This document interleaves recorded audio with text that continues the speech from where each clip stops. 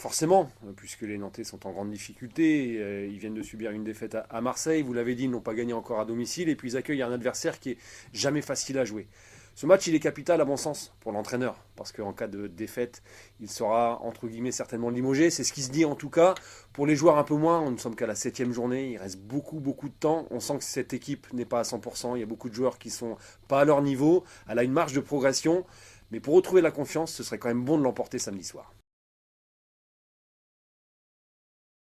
Oui, elle est inquiétante, mais il n'y a pas le feu, effectivement. Il reste beaucoup de points à prendre, vous l'avez dit.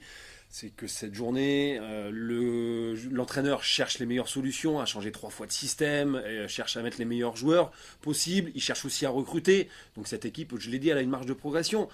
Après, effectivement, quand vous n'avez pas marqué un but à domicile, vous n'êtes pas imposé, on peut quand même commencer à se poser des questions.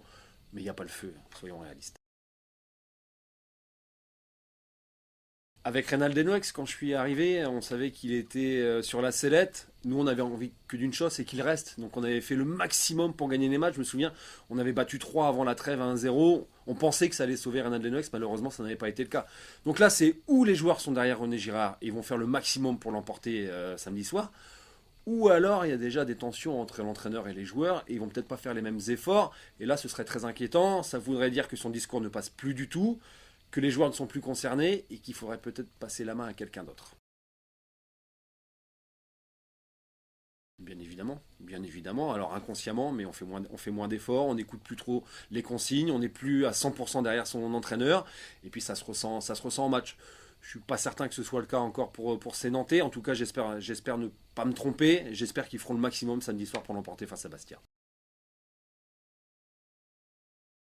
Ouais, ça veut dire qu'on aura un beau 0-0. J'espère pas, mais cette équipe, elle est difficile à bouger. Il va falloir que les attaquants prennent confiance, marquent des buts, c'est jamais facile. En tout cas, moi, à leur place, je me contenterai d'un 1-0, ce sera suffisant.